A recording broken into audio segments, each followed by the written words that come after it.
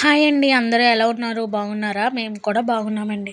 ఈరోజు ఘీ ఎలా ప్రిపేర్ చేసుకోవాలో చూసేద్దాం రండి. ముందుగా గ్యాస్ వెలిగించుకొని గ్యాస్ మీద గిన్నె పెట్టుకొని అందులో కావాల్సిన పాలు వేసుకోవాలి.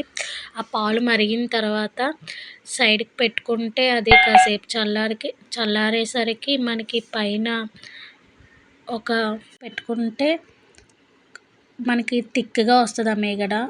మనం పాలు కాసేటప్పుడు ఆ మీగడని ఒక గ్లాస్ సీసాలో వేసుకుంటే అది అలాగా రోజు డైలీగా చేస్తూ ఉంటే మనకి మీగడ అనేది అలాగే ఎక్కువ అవుతుంది.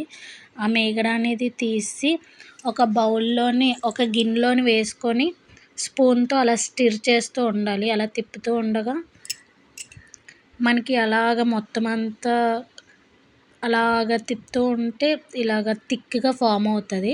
ఫామ్ అయిన తర్వాత అలాగ మనం చాలా అలా స్టిర్ చేస్తూ ఉండాలి.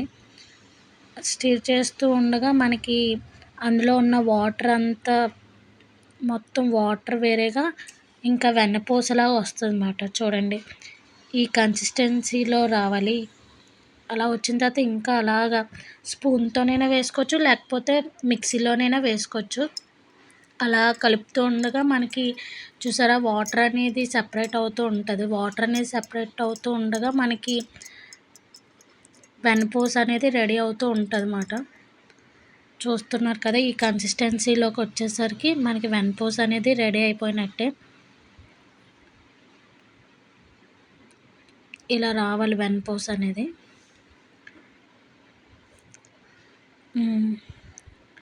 ఇప్పుడు వెన్నపూస వచ్చేసిన తర్వాత మనం గిన్నెలో ఉన్న వాటర్ అంతా స్ట్రెయిన్ చేసుకోవాలి.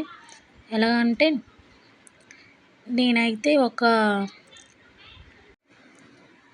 చిక్కం లాంటిది ఉంటుంది కదా, ఆ వాటర్ అంతా ఆ చిక్కంలోని వేసుకొని మొత్తం అంతా ఆ వెన్నపూస అంతా ఉంటుంది కాబట్టి అదంతా మళ్ళీ ఈ గిన్నెలోకి వేసాను. అలాగైతే వెన్నపూస అనేది కిందన పడకుండా ఉంటుంది కాబట్టి నేను ఇలాగ ఫాలో అయ్యానమాట. మొత్తం వాటర్ అంతా ఇంకిపోవాలి. ఏ వాటర్ ఏమి ఉండకుండా చూసుకోవాలి. చూసుకున్న తర్వాత ఆ గిన్నె అనేది స్టవ్ వెలిగించి సిమ్లో ఉంచాలి.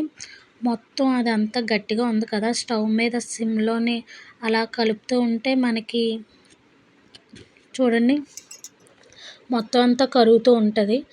కరుగుతూ ఉన్న టైంలోని మెంతులు ఉంటాయి కదండి, ఆ మెంతులు మనం వేసుకోవాలి. కొంచెం ఒక 2 స్పూన్స్, ఒక 1 స్పూన్ అలా వేసుకుంటే అలా స్టిర్ చేస్తూ ఉంటే మనకి చూడండి ఈ కన్సిస్టెన్సీలోకి వస్తుంది. చూసారా, నెయ్యి అనేది ఫామ్ అయిపోయింది. చాలా గోల్డెన్ కలర్లో వచ్చిన వరకు మనం చూసుకోవాలి.